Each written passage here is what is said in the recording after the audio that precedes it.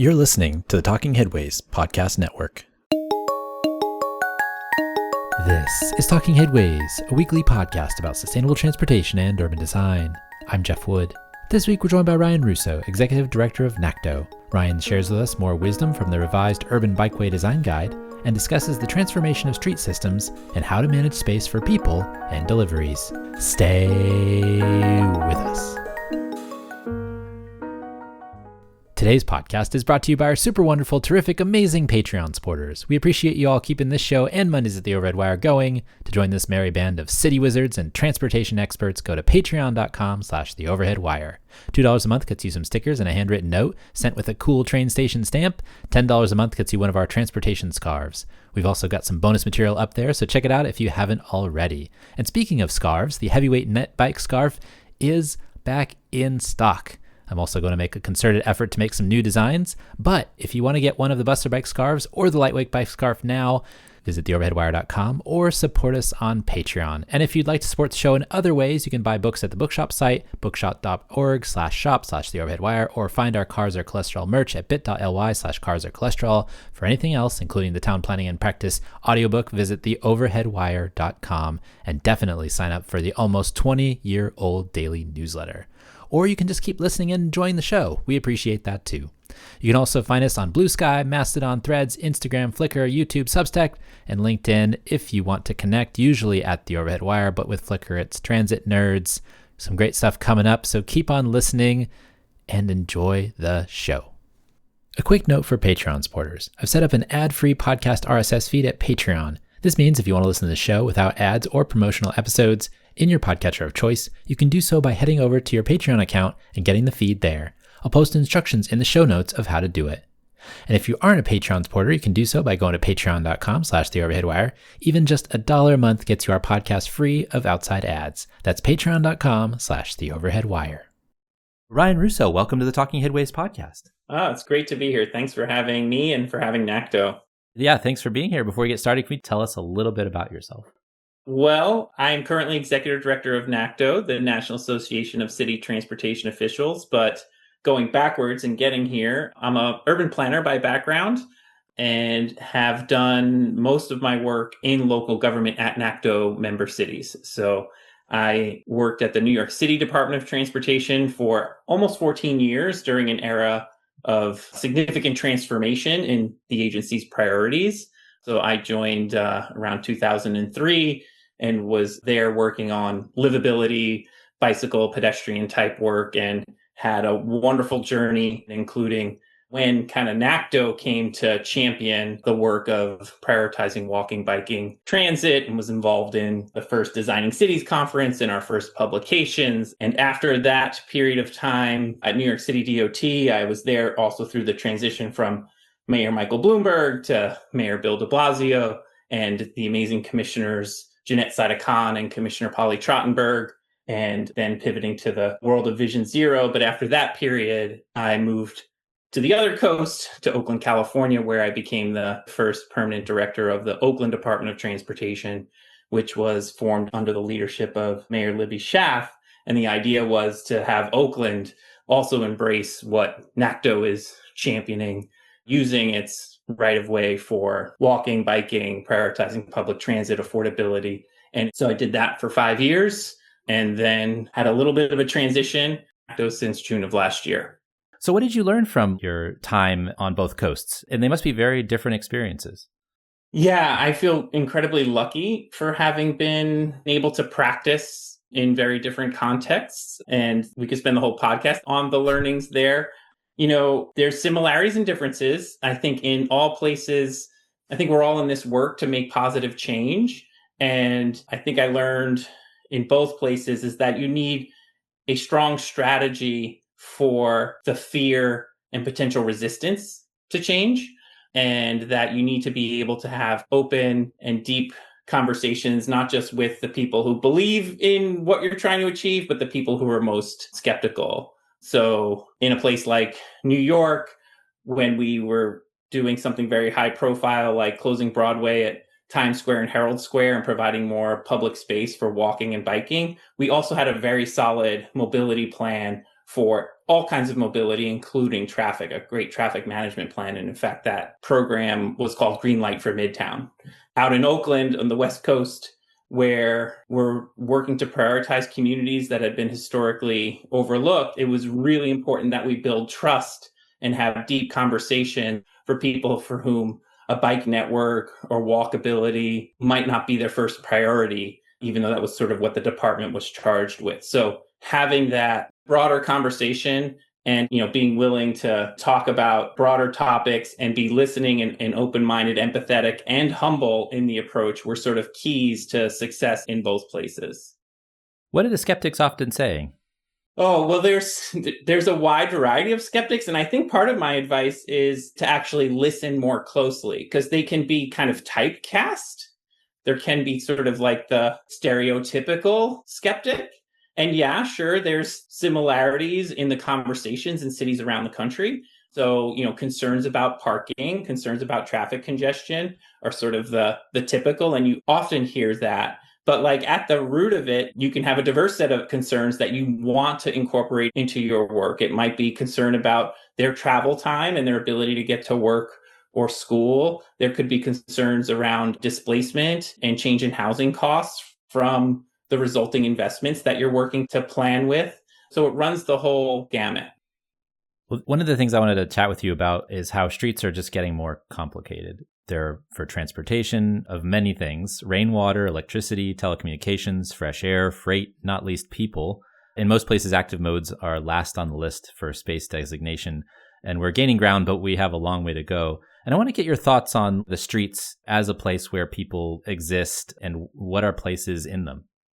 Yeah, so I mean, that's really what this work that NACTO is championing is all about, and sort of the through line of my career that I've been fortunate to work on. And I think the focus that NACTO brings is that people come first in that, and that people can often be forgotten in the allocation of the public right of way. But that does go hand in hand with there's a lot of things that our right of way needs to accomplish. And, we often forget that it's carrying our water and our wastewater underneath. It's often carrying, our electricity. It's doing lots of different things. It's the front door for our businesses and communities and our commerce, but it's also, a place where movement has to take place. So it's both the place where people need access and a place that needs to help get people from A to B. So the quote unquote balancing act needs to happen, but there's clearly a need for a rebalancing and a reprioritization. And I think that's what we've seen our member cities do well, and often have very difficult conversations about the resistance because of, for a long time, we've sort of put on top the single occupant vehicle and its ability to go from A to B and forgotten about that need, that role about place and about people. And what's different now than maybe when you first started, and maybe even from the first NACTO bike guide to today's NACTO bike guide? There must be like kind of a sea change in terms of how you're dealing with that combination of factors. Yeah, absolutely. I think like one, having examples in the original bike guide era, it was, pilots, and having these examples were great kind of inspiration. And we're seeing the evolution in our cities from pilots to programs. And that's what, as we'll get into in the Urban Bikeway Design Guide, a lot of what we're sort of advising on and providing guidance and expertise on is that our member communities have been evolving from, trying something out to integrating it into how they work as an agency.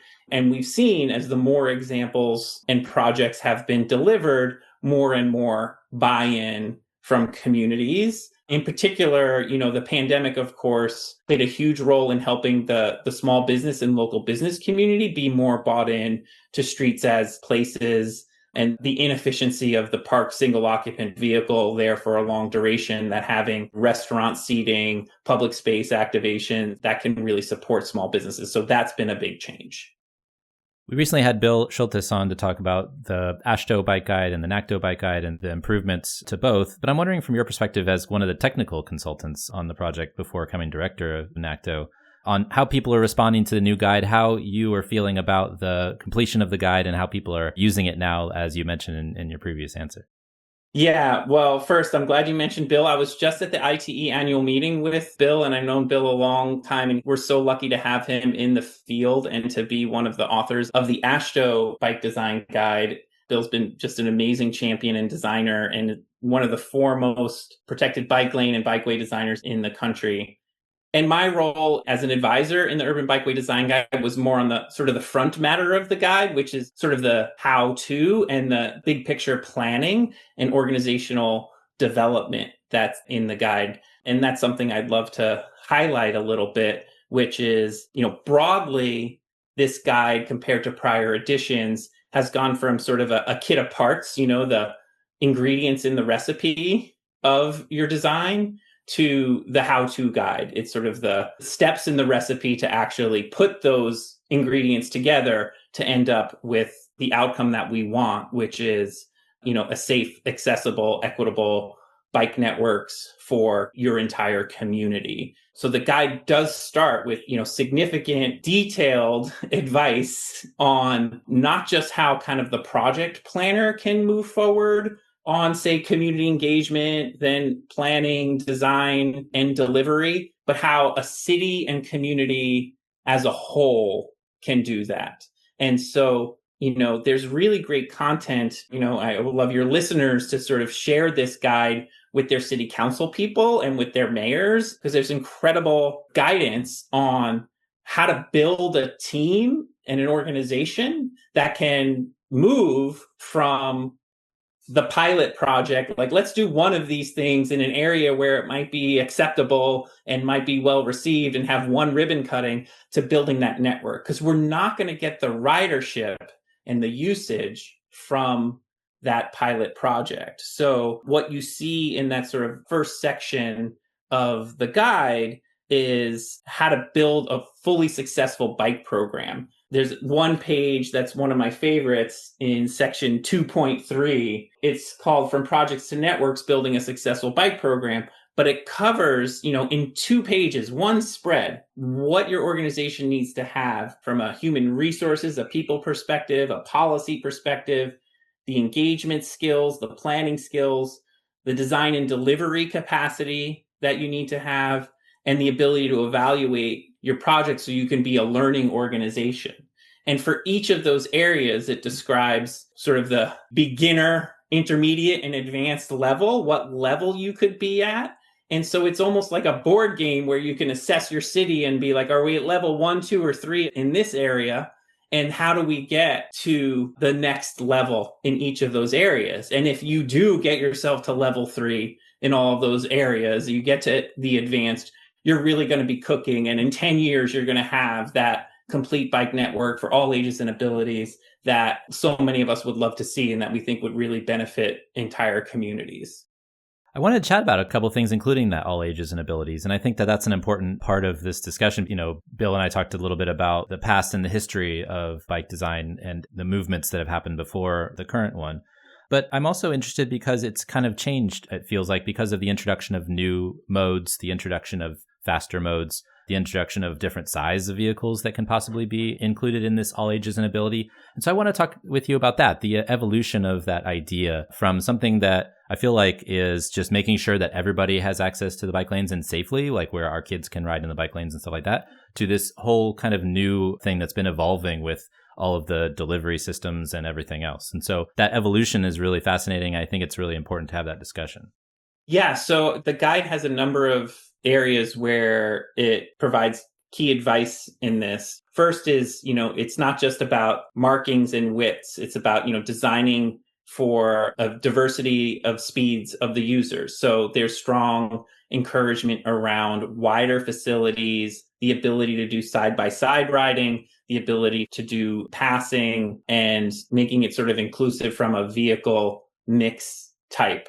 And then there's the need to be more inclusive from just ages, abilities, backgrounds, feelings of safety, and approaches around community engagement that can really, again, get you building the network in every part of your city, as opposed to sort of the place where maybe some select bike advocates live. So there's guidance there. And I would be remiss not to mention that so much of this comes from, the process that NACTO used to develop this comes from the leading edge cities around the country who are doing this. We have a working group of practitioners around the country.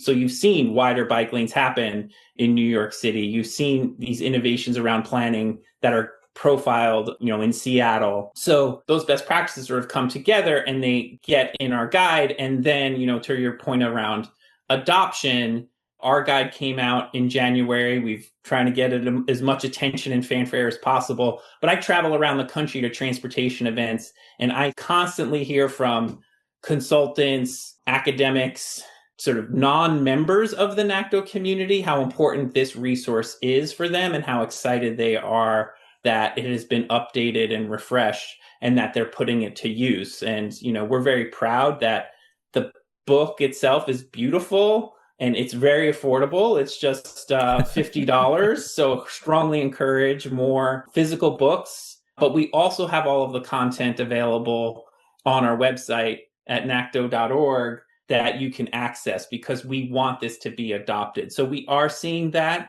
And then NACTO is building training and best practices for our membership. So we just announced that we're going to have a fall training series with case studies from our member cities and going through the content of the guide to really help sort of, again, put accelerant on these best practices that came from our member cities and then go back to them with our members and spread to, our now over 100 member agencies throughout North America.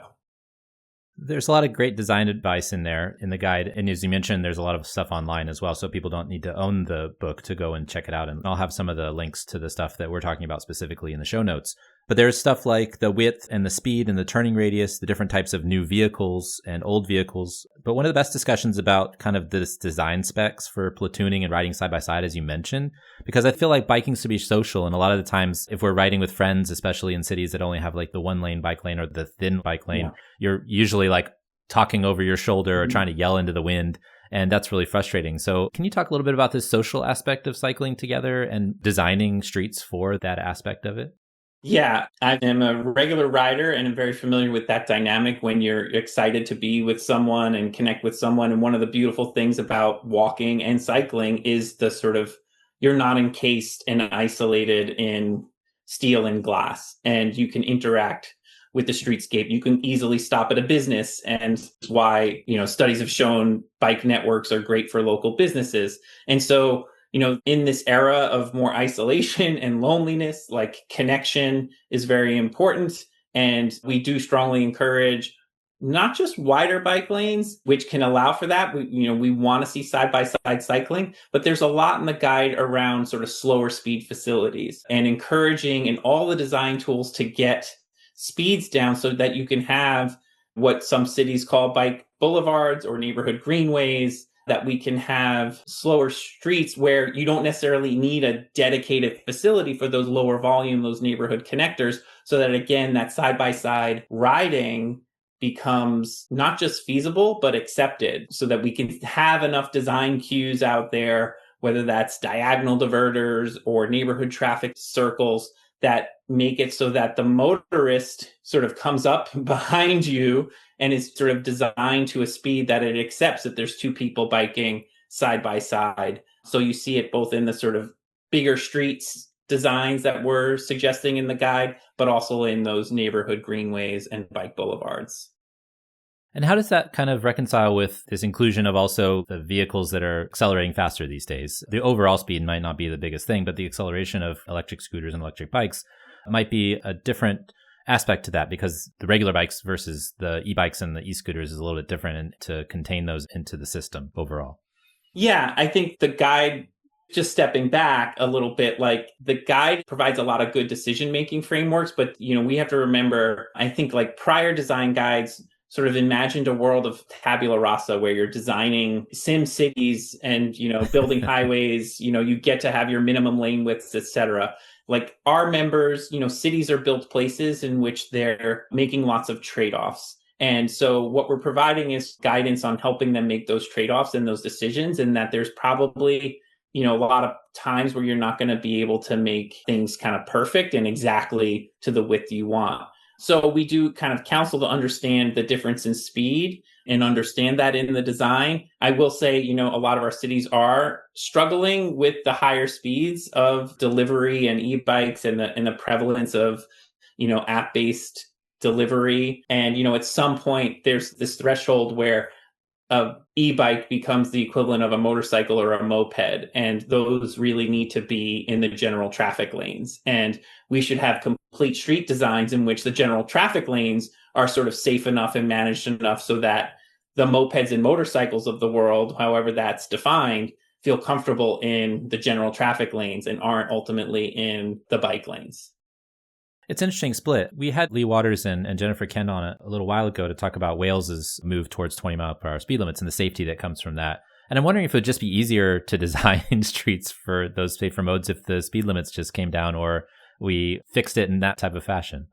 Yeah, I think outside of the bike guide, NACTO's been a leader around safe speed limits and appropriate speed limits. And we've seen, again, NACTO members take the lead in getting speed limits down in urban contexts, which I think will do more for getting the motorcycles and mopeds in general traffic lanes. You can think of it as even a hierarchy too, back to bike boulevards, and there's sort of steps that you're making in which it's really important when at the moment on a lot of bigger streets to have that protected space for cycling. But as the vehicle mix changes, right, and if you get speeds down and you have a real downtown context, there's a time when the mix becomes the cyclists are kind of part of the whole street and are safe and comfortable in all ages and abilities on a street without having sort of the separation, right? And that's something for kind of the designer to choose in every single context, but also like a vision we can have. What's interesting to me to think about is also you have a lot of good plans for thinking about networks, right? And the guide discusses that. But then this new idea of e-commerce and, delivery systems that are coming on bikes more often than maybe they were before, it makes that discussion of a network more interesting, or at least more difficult, because you also have to have this discussion of where is like the freight network. Right. So there's a bike network for individuals, but then there's the packages and the deliveries and the things like that. And so how does that change the discussion of bike networks from your perspective and from the perspective of the guide? So something important to note that the bike network planners in our cities have known, since I was one of them years ago, is that these corridor redesign projects often were curb management projects as well, and that they involve door-to-door outreach with local businesses around their delivery and access needs. And what you often found was that excess space you needed to sort of create something like a protected bike lane was currently used by a double parked vehicle or a delivery truck because the curb wasn't very well managed, and there was sort of long-term parking at the curb and then the second lane of parking where the deliveries and drop-offs took place. And this is, pre-Uber and Lyft and DoorDash, etc. So often the projects needed to come with a curb management plan to add parking meters or loading zones and to better manage the curb to make sure the business's needs were met with the newly reallocated space. So NACTO really has recognized this, and our planners and project managers have recognized this, but this work needs to kind of continually be updated for everything that's happening. And so, we've got the work going on with our curb management working group in which we're updating and highlighting the best practices around better managed curbs and integrating freight and mobility hubs. And again, our members are leading the way with things like mobility hubs. We're seeing more partnership with sort of the freight industry around, using e-cargo bikes or quad cycles, if you will, for that last mile. So it's getting more complicated and more intense as we all become much more reliant on delivery, but we have a foundation that we're building on. I was looking through the Urban Delivery by Bike Practitioner paper, which is another interesting addition that's not in the guide, but it's on your website. I found the delivery stages instructive and useful, not only to think about curb and loading of transportation facilities, but also just thinking about kind of the mixture of the two. The delivery and loading part of it is still really hard to reconcile because, like you said, you want to put the bike lane in that curb space, but then you also have all these deliveries happening. You have loading zones, you have delivery zones, you have different types of parcels and packages. You have the individuals who want their food delivered versus the business who needs all of their stuff from the warehouse to get to their store. So all of this stuff just adds more complexity to the street. The street is everything for everyone. And so Yeah. we need to organize it in a way that works for people. And so some of that frustration during the design process probably comes from the needs of all the people on the street. Yeah, absolutely. I mean, I think urban streets have always been, at their best, a ballet of many different activities. And this is just a new type of dancer being introduced. But I think like when we keep in mind that need for just diversity from the outset, as opposed to homogeneity, which was like what we kind of moved to in North American street design, where it's like everything's in a car and everything's at a high speed.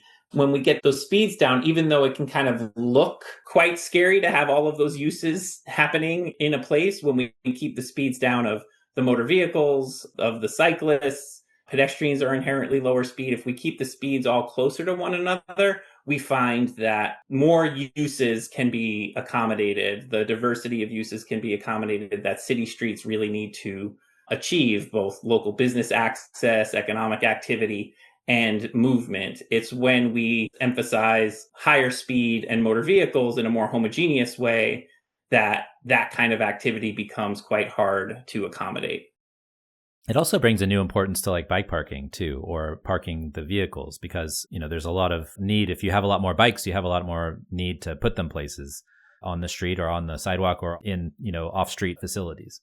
Yeah, and that's sort of the challenge of the moment, is the fact that we can articulate the benefits, and there's lots of demand now for the urban curb, and there can be great technical tools and great ideas for how to use that space, but there's something that's using that space now, and is how do we sort of have the conversation about successfully making that shift from what it's being used for now to what we think will be beneficial to all, to what we want to see it used for in the future. What are cities telling you now that they're frustrated by in terms of bikes, in terms of deliveries, in terms of all the things that are happening in the streets?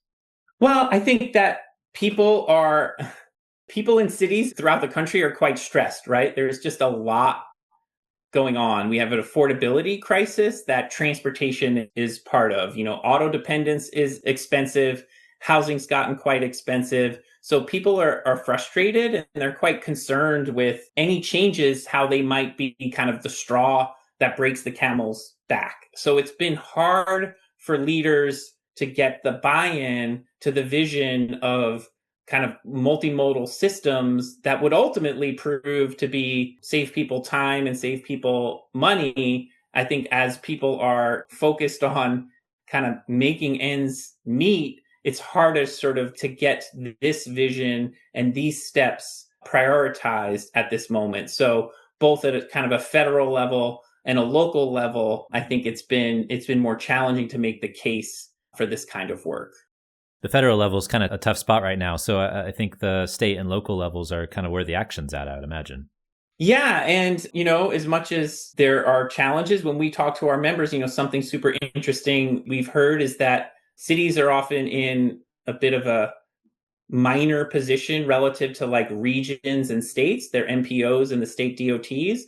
But some of the challenges that are being experienced at the federal level are kind of putting cities, MPOs, and states in the same boat, and they're sort of finding common cause to solve problems together. So that might be one of the silver linings of the current moment that, again, we see in certain cases that we'd like to see happen in a lot more cases. Are there any places that you take inspiration from inside the United States or even around the world? I know for myself, I was in China in early 2024, and it's crazy how much bike infrastructure they have. And it's not just bike infrastructure, it's wide spaces, almost like the size of a car lane, maybe even bigger, for three-wheel electrics, two-wheel electrics, bikes, everything. And so, there's a lot of auto dependence there in terms of like there's a lot of car growth and stuff. Yeah. And you can see this from the electric vehicle discussions we're having at the national level. But there was just so much attention to these modes and deliveries specifically. I mean, there are delivery people everywhere on the sidewalks. They had bridges in Shenzhen that were just for electric bikes and things like that. And so I'm wondering if you take, interest in places around the world that are doing really interesting things.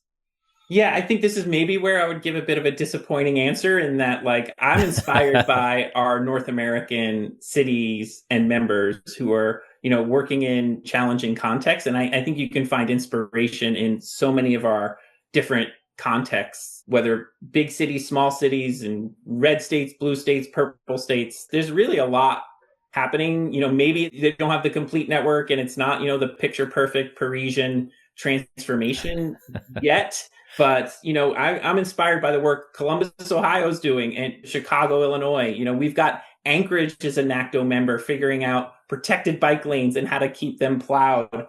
So we go from Anchorage to Atlanta. We go from Milwaukee to Mesa, Arizona. All came to our Designing Cities conference in May in Washington, D.C., and had just, lots of inspirational successes that they're looking, again, to do more of, to share with the NACTO network, and to get more cities on board doing this work.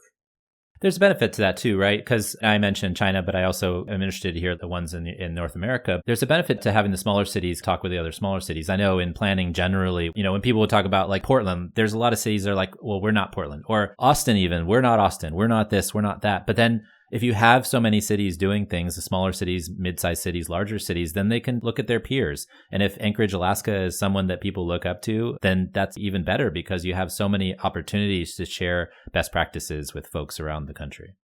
Absolutely. And, something that people might not realize is there is a significant number of NACTO members, people really believing in this vision in the state of Florida. It's one of our biggest states. And I just came back from the ITE annual meeting in Orlando and, got a bike tour of the Baldwin Park New Urbanist neighborhood that has matured into an incredible walking, biking neighborhood with very little vehicle miles traveled, in which there was the story of one of the engineers who worked on the development of the neighborhood decided to live in the neighborhood and then raised his son in the neighborhood. And he was on the tour with us because growing up in a neighborhood where he had that independence inspired him to become an engineer and a bike network planner to try to make sure more people have access to these kinds of communities and ways of living. Last question for you. I know there's just so much stuff in the book and we're not going to be able to cover all of it because there's just so much. But what's something that surprised you about the process going around and talking about the book, talking with different folks about it, talking with folks about bike networks, about bikes and infrastructure in that way? I'm curious what's been interesting or what's been maybe surprising about the discussions that you've had. I think there's real excitement about the ability of these sort of techniques and approaches to do more than just facilitate trips on bicycle, right? I think that if you go through our guide, and it's called the Urban Bikeway Design Guide, but it's really, I think, now the preeminent sort of planning textbook, if you will, around transforming your entire street system in partnership with community, making sure you're having those difficult conversations with historically underserved communities, and that ultimately developing the bike network is not just about the bike. It's about sort of this holistic vision for economically vibrant, connected, diverse places that can meet their needs, whether that's, saving money, getting to school, getting to a job. And I think that I'm seeing more and more recognition about that bigger picture that this works towards. And, what makes me really excited about this, in essence, textbook is that it just achieves a lot of technical details that an engineer will love to see around signal timing, intersection design and control and turning radius, as you mentioned, but also very high level, visionary, inspiring. It's a beautiful book and has that, again, those leadership traits and community planning principles and approaches that you need to kind of get there so that that engineer can then draw and design and send to a striping truck to implement on your street. Where can folks find the NACTO Urban Bikeway Design Guide?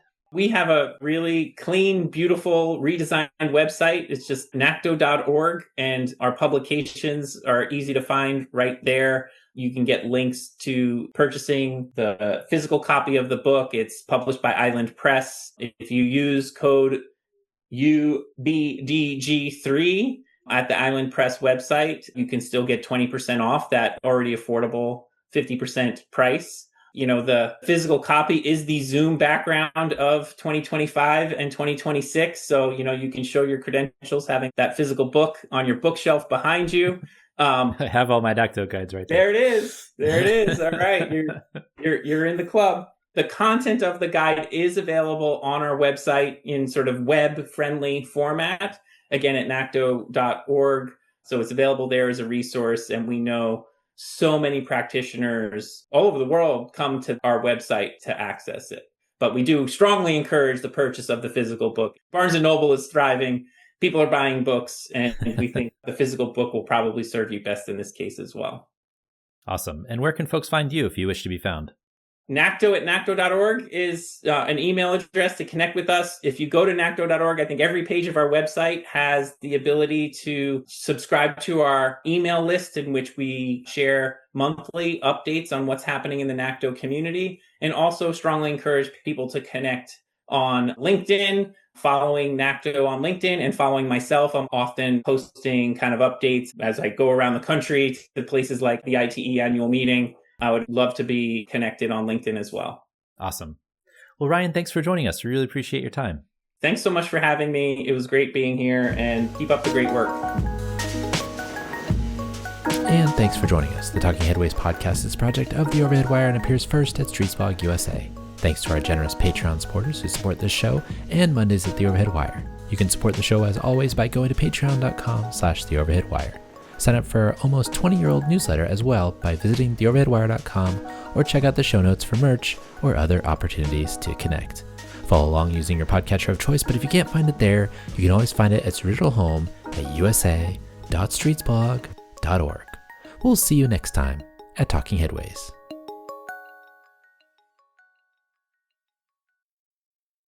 Hey everybody, thanks for listening this far past the credits. If you're here, I just want to say thank you to all of our generous Patreon supporters, especially those in our $10 Dallas tier and above. I just want to share their names, first names only, of course. But I figured this is long overdue that I let folks know that their support is much appreciative. Obviously, all the tiers are very appreciative, but this group has gone above and beyond over the years, and I really appreciate that. Andrew, Ben, Derek, Gabriel, Glenn, Greg, James, Jeremy, Jim, Joseph, Catherine, Mao, Marcus, Matthew, Mike, Nicholas, Oliver, Steve, Abraham, Abby, Ed, and Matthew. We really appreciate you, and just can't say enough about how much the support from you all and everybody else on Patreon has really helped us out. So I just wanted to say a quick thank you to everybody, and yeah, so we'll see you next time.